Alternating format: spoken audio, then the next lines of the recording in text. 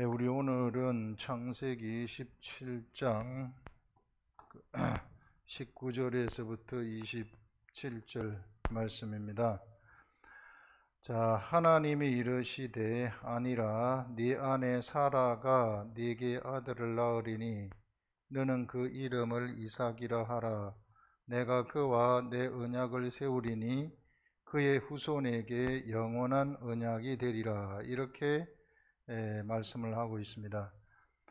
자, 여기서 지금 요전에 어떤 내용의 말씀이 나왔는가 하면은요, 하나님이 아브라함에게 나타나셔가지고 이제 아브라함에게 그 아들이 있을 것이라고 이야기를 합니다. 그랬더니 아브라함이 뭐라고 이야기를 하느냐 하면은 하나님 앞에서 이스마엘이나 살게 하옵소서 이런 말을 합니다.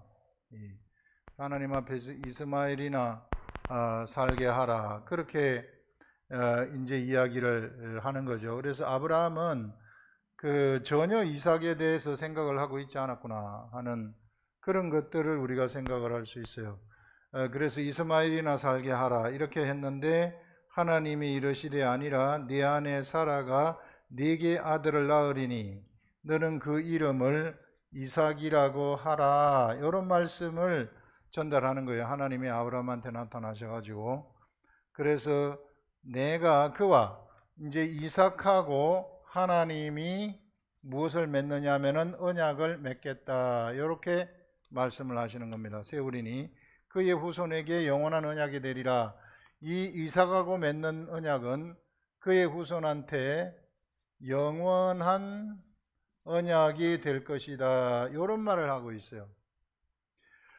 자, 이 영원한 언약, 제가 이 하나님이 아브라함하고 이제 언약을 맺는 것, 요게 이제 하나님과 아브라함 사이의 언약인데, 하나님하고 이삭 사이에 맺은 언약을 찾아봤어요. 성경에 아무리 찾아도 안 나와요.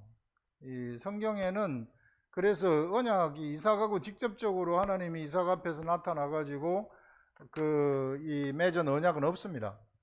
그래서 이 언약이 영원한 언약이라는 거 아니에요. 영원한 언약. 그래서 이게 영원한 언약이라는 것이 어떤 언약인가? 그것은요, 우리가 생각할 수 있는 것은 영원히 하나님이 우리 사람하고 맺는 언약, 이것은 예수 그리스도의 언약밖에 없단 말이에요.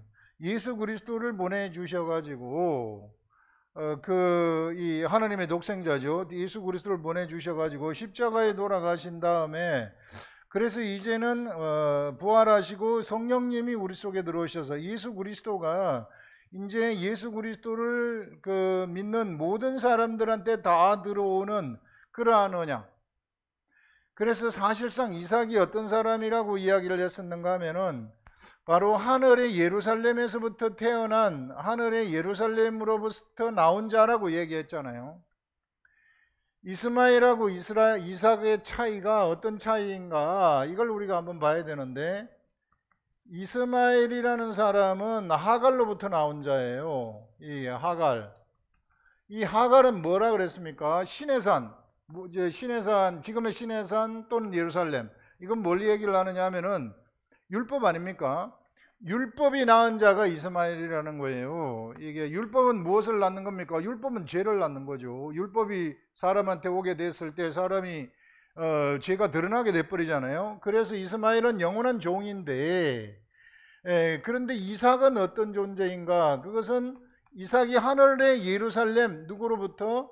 바로 사라로부터 나오는 자라고 얘기를 했잖아요. 그래서 이 사라는 갈라디아서에서 이게 하늘의 예루살렘이라고 얘기를 하고 있습니다. 그러면서 완전한 자유자라고 이야기를 하죠. 완전한 자유자에게서 이삭이 나왔다. 그래서 이삭은 완전한 자유자라고 이야기를 하는 것입니다. 이것은 하늘로부터 나온 자를 상징을 하는 것이죠.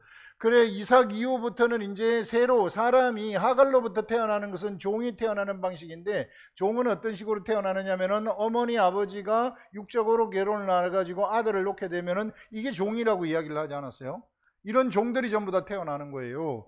그래서 하갈의 고민은 무엇인가? 내가 너의 고통을 들었다, 하나님이 말씀하시잖아요. 하갈의 고통이라는 것은 종을 낳는 어미의 고통이에요. 세상의 모든 어미들, 모든 사람들 육적인 방법으로 탄생을 하고 있잖아요. 결혼해가지고 아이가 탄생되면 모두가 다 종이 되는 거예요. 모두가 다 종을 낳는, 그러한 죄의 종을 낳는 그러한 이 자들이 되는 겁니다. 그래서 인류는 죄의 종으로 가득하게 되었는데 이제 새로 태어나는 방식이 오게 된다는 것입니다. 그것이 바로 영원한 언약이라는 거예요. 사람이 새로 태어나는 방식이 온다. 물과 성령으로 거듭나는 것이 그러한 언약을 하나님이 주시는 것이죠. 그래서 하갈의 고통, 이 세상에 종을 낳는 여인의 고통을 이제 하나님이 들어주셔가지고 없앤다는 것을 말씀을 하고 있지 않습니까? 그래서 이제 이삭이 태어나게 되는 것입니다. 그래서 이삭과 같은 사람은 하늘로부터 나온 자가 되는 거예요. 경수가 끊어졌었는데 하나님이 나오게 하시잖아요. 그래서 하늘로부터 나온 이삭과 같은 자. 그래서 이제는 하나님의 뜻에 의해서 나온 자들, 물과 성령에 의해서 나온 자들의 시대가 이삭 때부터 열리게 되는구나, 실상은. 그래서 나중에 예수 그리스도가 진짜 참으로 예수 그리스도가 이삭 때에 예수 그리스도가 오시는 것이 예비된다는 것입니다. 그것이 영원한 언약이라는 거예요. 그래서 예수 그리스도가 이때 오는 것이 예비되어지고 예수 그리스도가 오게 되면 그 이후부터는 물과 성령으로 거듭나는 수많은 사람들이 이제부터 새로 태어나는 방식으로 사람이 태어나게 된다 하는 것을 얘기하는 것입니다. 이것이 진짜 하늘로부터 나온 자들이고 참 사람들이 막 태어나는 그러한 시대가 열리게 된다는 것이죠. 이것을 영원한 언약이다 이렇게 말하는 거예요. 우리가 그런 관점에서 이것을 이해해야 되고, 그 다음에 이스마엘에 대하여는 내가 네게 들었나니 내가 그에게 복을 주어 그를 매우 크게 생육하고 번성하게 할지라. 그가 12두령을 낳으리니 내가 그를 큰 나라가 되게 하려니와 내 언약은 내가 내년 이 시기에 사라가 내게 낳을 아들 네게 낳을 이삭과 세우리라 이렇게 말해요. 자, 이스마엘에 대해서는 그러면 하나님이 어떻게 얘기를 하느냐면은 이스마엘한테는 육적인 축복을 준다는 것입니다. 이스라엘한테는 내가 육적인 축복을 준다. 그렇지만은 이스라엘은 하나님의 나라를 유업으로 받을 수는 없다고 이야기를 하는 거예요. 이게 왜? 그는 태생 자체가 종이기 때문에. 하늘나라에서는 태생이 엄청나게 중요한데 하늘로부터 태어난 사람들이 있고 종으로 태어난 자가 있어요. 이 종으로 태어나는 사람들은 결코 하나님의 나라를 유업으로 받을 수는 없어요. 하나님이 그에게 복을 줄 수는 있어요. 육적인 축복을 받을 수는 있어요. 그래서 이스마엘이 육적인 축복을 받을 수는 있다는 것입니다. 그러나 하나님 나라는 그가 유업으로 이을 수는 없다 하는 그런 것을 여기서 말씀을 하는 것이죠. 오직 하나님의 나라를 유업으로 이을 수 있는 자는 이삭만이 하나님의 나라를 유업으로 이을 수 있다 하는 것을 말씀을 하고 있는 것입니다. 그래서 이제 이삭은 이제 하늘에서부터 태어나는 방식으로 태어난 자 아닙니까? 이때부터 이제 하나님이 태어나게 하는 방식대로 이삭도 아브라함과 사라가 사람이 태어나는 방식대로 해서 태어난 게 아니잖아요. 경수가 다 끊겼어요. 다 늙어가지고 아이를 놓지 못해요. 그럼에도 불구하고 하나님이 임신을 하게 하잖아요. 이게 이 사라한테. 그래가지고 나온 자가 이삭이란 말이에요. 그래서 이삭을 거쳐서 예수 그리스도를 거쳐서 그 다음에 이제 하나님의 사람들 바로 물과 성령으로 거듭난 사람들이 막 나타나기 시작하잖아요. 이런 시대를 이삭부터 열었구나. 그 영원한 언약이라는 게 바로 그런 언약을 의미하는 것입니다. 그래서 이제 이 이스마엘은 결코 하나님의 나라를 유업으로 받을 수 없고 오직 이삭만이 하나님의 나라를 유업으로 받을 수 있다는 것입니다. 그것은 왜 그런가 하면은 본래 태생이 종으로 태어났기 때문에 그래요. 종은 이게 죄의 종이기 때문에 도저히 하나님의 마음과 이 종의 마음이 같아질 수가 없다는 거예요. 이게 우리가 세상에서 하나님의 뜻을 행하는 자가 되려고 한다면 하나님의 마음하고 나의 마음하고 같아져야 되거든요. 근데 하나님은 영이시기 때문에 영이신 하나님의 마음하고 이 사람이 같아지려면은 사람에게 영이 하나님에 의한 성령에 의해서 태어난 같은 부류의 영이 하나님을 닮은 같은 부류의 영이 그 속에 있어야만이 하나님의 마음하고 같은 마음이 될 수 있는 겁니다. 그래서 하나님의 이게 마음이 같은 마음이 되기 위해서는 바로 이삭과 같은 사람들. 그래서 이삭에 의해서 태어난 이삭이 야곱을 낳고, 야곱이 12아들을 낳고, 12아들이 이제 그 이스라엘 백성들이 되잖아요. 이스라엘 백성들 이런 자들이 이제 이 약속의 자녀들이죠. 약속의 하나님의 이 약속의 자녀들, 하나님의 뜻에 의해서 난 자들이란 말이에요.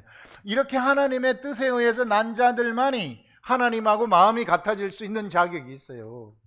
비록 그들이 율법시대 사람이라 할지라도 하나님이 그들에게 말씀을 주셨잖아요. 그랬으면은 그들이 하나님을 생각하고 하나님의 뜻대로 살아가게 되면은 그는 바로 그 약속의 자녀라는 그러한 걸 그들이 그 신분이 바로 약속의 자녀들이기 때문에 하나님 마음하고 같아질 수 있다. 그래서 하나님은 이스라엘 백성들을 통해 가지고 무엇을 이끌어 오시느냐 하면은 바로 하나님의 역사, 구약의 역사를 이끌어 오시는 것입니다. 물론 이제 이들도 육체를 입고 살아가기 때문에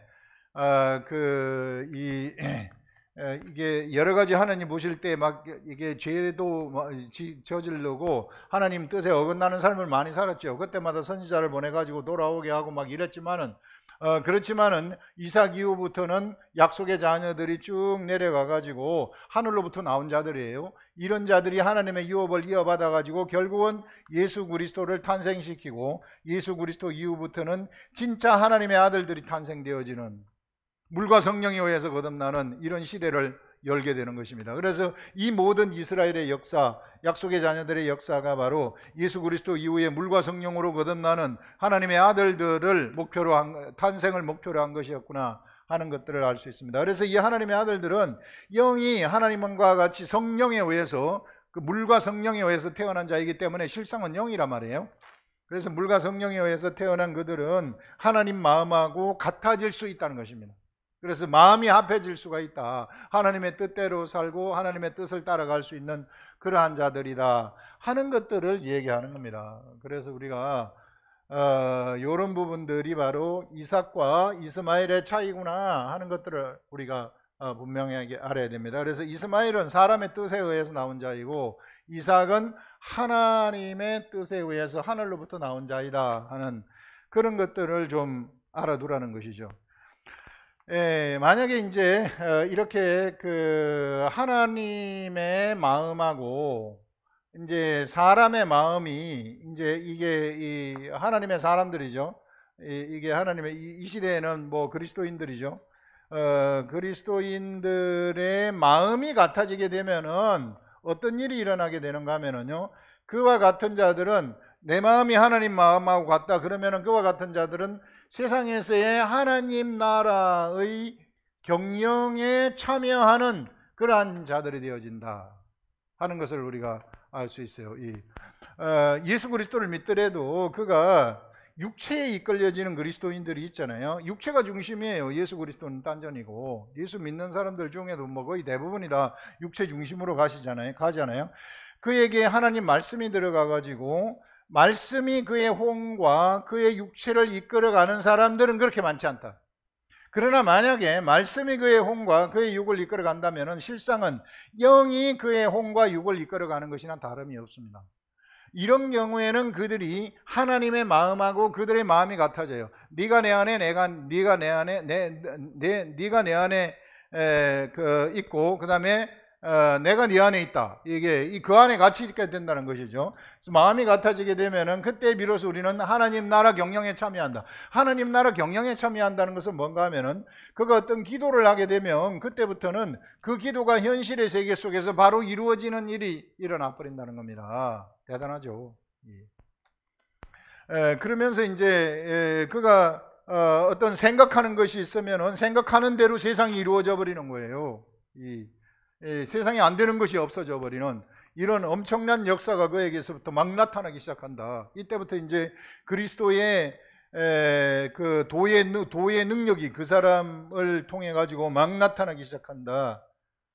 그래서 하나님의 나라에서 이런 능력 있는 삶을 살아가는 거죠. 사도 바울이 고린도 교회에 그 편지할 때에 뭐라고 이야기를 하는 게 있는가 하면은, 내가 너희들의 말을 알아볼 것이 아니라 너희들에 가게 되면 너희들에게서 능력을 알아보겠다, 이렇게 말해요.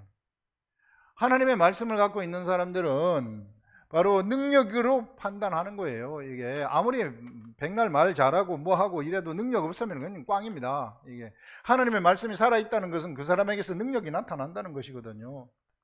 능력이라는 것은 뭔가 하면은요, 기도하면 기도인데 한 대로 응답이 다 돼버리는 것이고요. 이게 그냥 이게 정말 세밀한 세계 속에서 하나님의 역사가 삶 속에서 그냥 보편적으로 일어나는 거예요. 이게 말씀대로 가게 되면은 말씀의 역사가 그냥 보편적으로 팍팍 일어나는 그런 것들을 얘기하는 것입니다. 그것을 우리가 여기서 생각을 할 수 있습니다.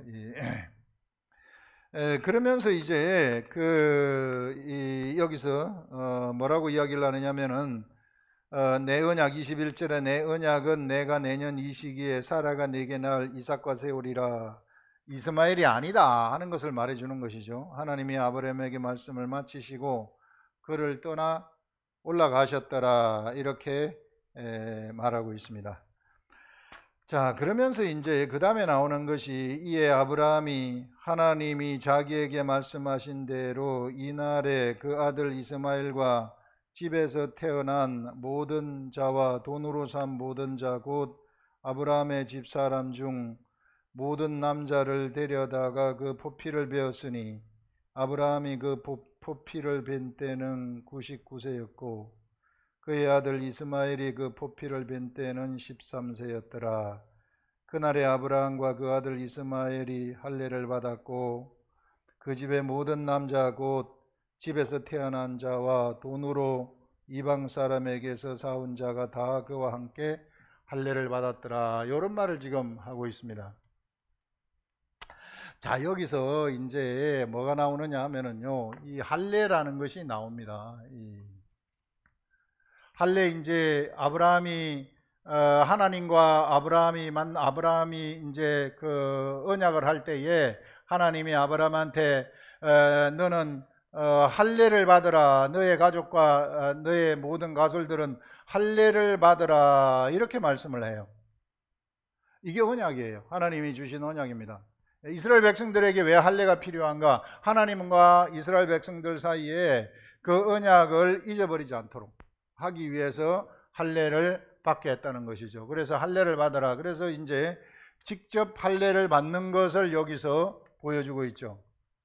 직접 이제 여기서 포피를 베는 겁니다. 아브라함이 하나님이 자기에게 말씀하신 대로 그날에 그 아들 이스마엘과 집에서 태어난 모든 자와 돈으로 산 모든 자, 이 다 할례를 포피를 베었어요. 자, 이것은 이제 제가 이 말씀을 쭉 묵상을 하고 있는데 어떤 생각이 들어갔는가 하면은, 이 할례라는 것은 무엇인가 하면은 지금 언약이 이 언약이라는 것이요, 하나님하고 아브라함 간의 언약이 있어요. 그런데 이게 하나님과 아브라함 간의 언약이 있는데 하나님은 또 다시 뭐라고 이야기를 하느냐 하면은, 이게 자, 너는 네가 사라에게서 아들을 낳을 것인데 그 이름을 이삭이라 하라. 내가 그와 내 언약을 세운다. 내가 그와 내 언약을 세우겠다 하면서 무슨 말씀을 하고 있느냐 하면은 이삭과 언약을 세운다고 이야기를 해요. 그래서 하나님이 아브라함하고 세우는 언약이 있고 하나님이 이삭과 세우는 언약이 있다는 것입니다. 이 이삭과 세우는 이 언약을 여기서 영원한 언약이다, 이렇게 말해요. 이 영원한 언약을 내가 이삭과 세우겠다, 이런 말씀을 하고 있어요. 그러면서요, 이삭 이후부터는 이제 수많은 언약들이 쏟아지기 시작하는 것이죠. 특히 이제 모세를 통해서는 아예 이 기록된 말씀, 하나님의 기록된 말씀을 주심으로써 엄청난 언약을 막 쏟아내기 시작하시는 것입니다. 그래서 하나님은 바로 사람하고, 육체를 가지고 있는 이 사람하고 하나님 사이에는 이와 같이 언약을 하는 관계구나, 언약으로 관계를 맺는 사이이구나 하는 것들을 말씀을 하고 있는 것입니다. 아브라함과 하나님 사이에 그냥 한 번의 언약으로 끝나는 것이 아니라 아브라함으로부터 태어나는 이삭을 통해서 하나님은 새로운 언약을 맺으시고 야곱을 통해서 또 언약을 맺으시고 그 다음에 야곱 이후에 수많은 이 이스라엘 백성들 모세를 통해서 이제 기록된 말씀을 통해서 이스라엘 백성들하고 언약을 맺으시는 것을 우리가 볼 수 있어요. 이런 다음에는 이제 그 선지서도 나오고요. 그 다음에 이제 예수 그리스도 오게 됩니다. 예수 그리스도 오고 난 다음에 성령의 시대가 열리게 되면서 사람들이 이제 이 예수 그리스도에게로 나오고 그들에게 성령이 들어가면서 성령의 기름 부음을 받는단 말입니다. 하늘로부터 태어난 자가 돼요. 뭐가?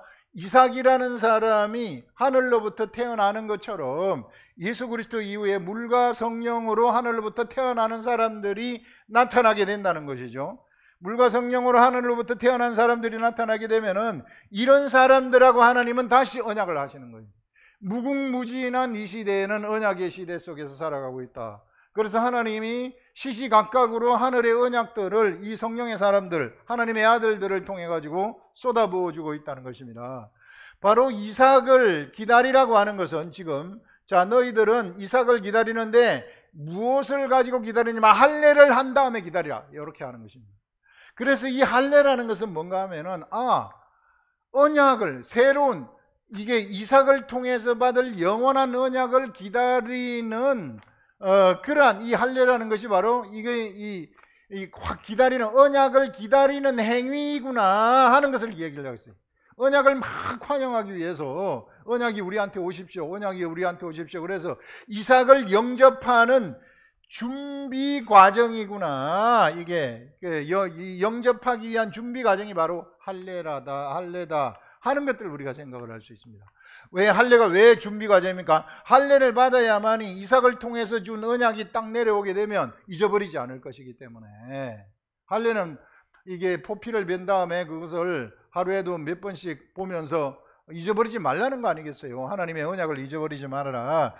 이제 이삭을 통해서 영원한 언약이 내려오게 되는데 이 영원한 언약은 절대로 잊어버리면 안 되는 것이다. 그래서 너희들은 할례를 받으면서 그 언약을 기다리라 하는 그걸 여기서 우리들한테 이야기를 하고 있는 겁니다. 그래서 이거는 이 아브라함 가게의 할례라는 것은 이삭을 맞을 준비, 이삭이라는 것은 하나님의 영원한 언약이죠. 영원한 언약을 받을 준비를 하라. 그런 걸 지금 여기서 말씀을 하고 있어요. 영원한 언약을 받을 준비를 하라. 그게 바로 이제 예수 그리스도의 언약이 여기에 다 포함되는 그런 거 아니겠어요?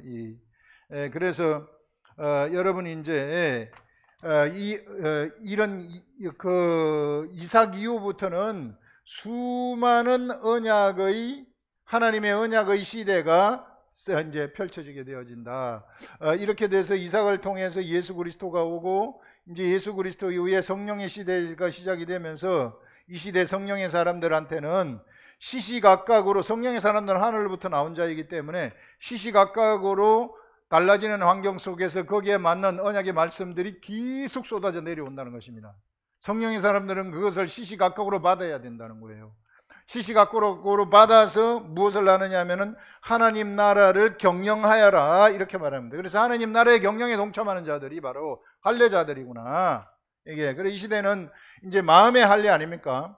마음의 할례자가 되어가지고 이제 마음의 할례를 받은 사람들은 바로 그 언약을 기다리는 자들이라는 거예요. 그래서 언약을 매일같이 기다리라. 매일같이 언약을 영접하여라. 이게 하는 것이죠. 기대하면서 그래서 이제 언약에 집중하는 그런 삶을 살라는 것이죠.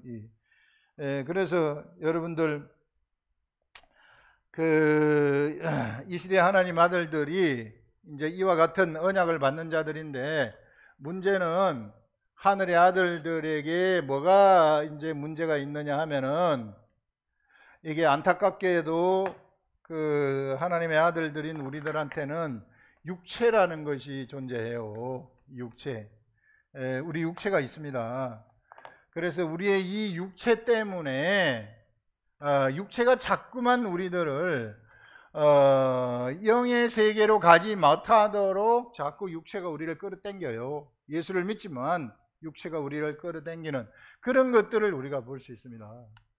자, 우리가 여기서 분명히 알아야 될 것이 뭔가 하면은 우리 속에는 이제 영이 있고 혼이 있고 우리한테는 육체가 있습니다. 이걸 플래시라고 하죠. 혼은 소울이라고 하고 영은 스피릿이라고 하는데 이게 분리될 수는 없어요.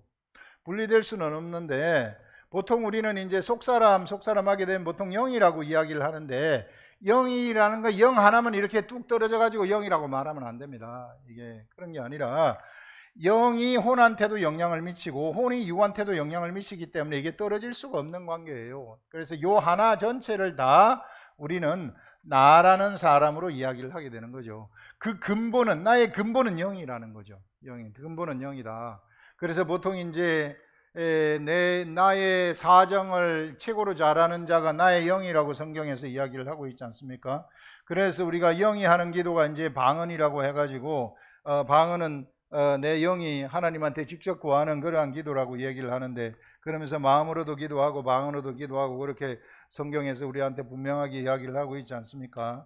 그런 것들을 지금 말하고 있는데 이제 진짜 내 영이 혼한테 영향을 미치고 육한테 영향을 미쳐서 내 전체가 다 영의 사람이 되면 그러면 이런 사람들한테는 하나님의 경영권이 주어진다. 이런 사람은 하나님이 그들에게 하나님 나라를 경영시키는 그런 것들을 볼 수 있습니다. 그런데 만약에 영이 있음에도 불구하고 영의 생각을 받지 아니하고 육체의 생각대로 논다, 옛사람의 생각대로 논다, 그렇게 되면은 이런 사람들은 어떤 사람들인가 하면은 육체 생각대로 노는 이런 사람들은 이게 뭐라고 얘기를 할 수 있냐면 이걸 이제 나라가 이제 첫사랑을 잃어버렸다 이렇게 얘기를 해요. 세상에 끌려당겨 버리겠다. 세상에 끌려당겨 버려 가지고 첫사랑을 잃어버린 사람이 되는 거예요. 그래서 이 나라는 존재가 그래요. 그래서 성경에 우리 로마서에도 보게 되면은 바울이 그렇게 얘기를 하지 않습니까? 선을 행하기를 원하는 나한테 악이 함께하는 것을 보는도다 하면서 오라 나는 공고한 사람이로다. 이 사망의 몸에서 누가 나를 건져내겠는가? 예수 그리스도로 말미암아 감사하리로다 하면서 예수 그리스도를 찬양하는 것을 볼 수 있어요. 그래서 여러분 우리가 영을 혼과 육과 이렇게 이제 설명을 할 때는 분리할 수 있지만 사실상 영과 혼과 육이 하나로 돌아가는 거죠. 영이 강건하게 되면 혼이 강건하고 혼이 강건하면 육이 강건해 가지고 그래서 이제 영의 사람이 되라는 거죠. 우리한테 이게 영의 사람이 되고 우리를 하나님이 훈련시키는 것도 육체를 훈련시키는 거예요. 그래서 영의 사람으로 따라갈 수 있도록 육체의 생각, 옛사람의 생각은 옛사람은 죽었기 때문에 옛사람의 그 죽은 자의 생각을 따라가지 말아라 하는 그런 것이죠. 이게. 그래서 우리가 이제 세상에서 훈련 과정을 거치고 훈련을 받게 되는 것입니다. 그래서 우리가 어떻게 해서든지 이게 훈련 과정을 거치고 훈련을 받게 되면은 성숙한 자가 되는 것이죠. 다윗과 같은 사람은 어떤 과정을 거쳤느냐 하면은 거의 왕으로 기름 부음을 받은 다음에 거의 20년 동안 훈련을 받아요. 육체 때문에 훈련받는 겁니다. 이게 그래가지고 결국은 기름 부음에 그 합당한 왕이 20년 된 다음에 왕이 되도록 하는 거죠. 우리가 예수 그리스도 믿으면은 곧바로 예수 그리스도 믿었다 그래가지고 우리한테 하나님이 일을 시켜주지 않아요. 예수 믿었다 그래가지고 네가 하나님의 나라의 경영에 동참하여라 그렇지 않습니다. 우리들의 육체가 있기 때문에 육체를 훈련시키는 것이죠.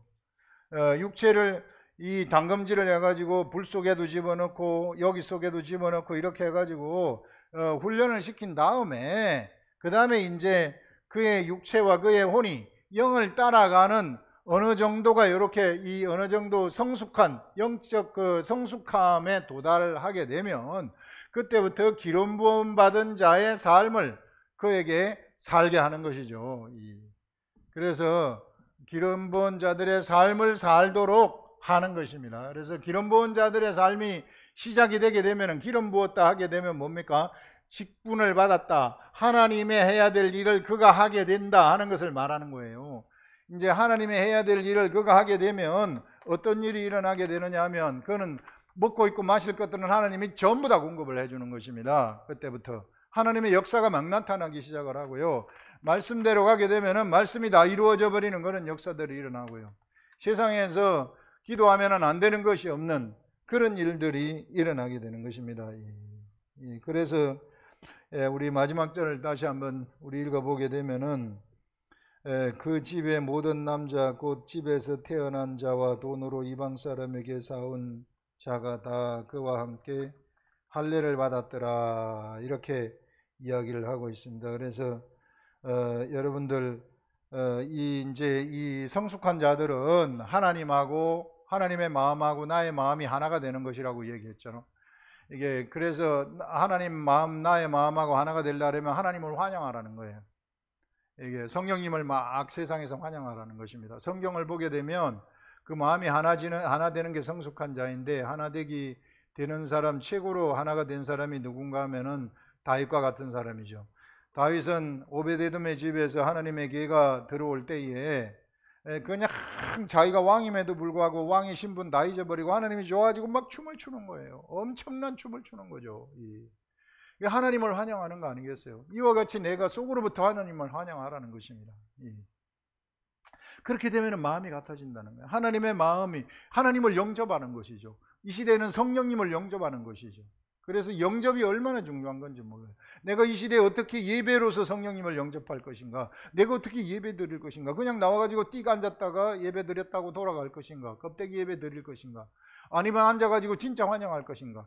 그래서 정말 내가 생각을 그 속에다가 깊이 파묻을 줄 알아야 된다는 것이죠. 진짜 진정한 예배 드린다는 것이 어떤 것인가, 이런 것들을 우리가 뚜렷하게 다시 한번 생각을 해야 된다. 우리 솔로몬이 1000번제를 드렸는데 소위 1000마리를 드리는 거예요. 세상에 아무도 생각하지 못해서 어떻게 이 1000마리를 드릴 수 있을까? 그런데 솔로몬은 하나님 사랑을 그렇게 표현한 거예요. 이렇게 우리는 표현하는 겁니다. 하나님 사랑을. 마리아는 그가 가지고 있었던 모든 재산인 향유를 갖다가 예수님에 갖다 쏟아 부어 버렸어요. 그게 그의 표현이에요. 그 마음의 표현이에요. 영접하는 것입니다.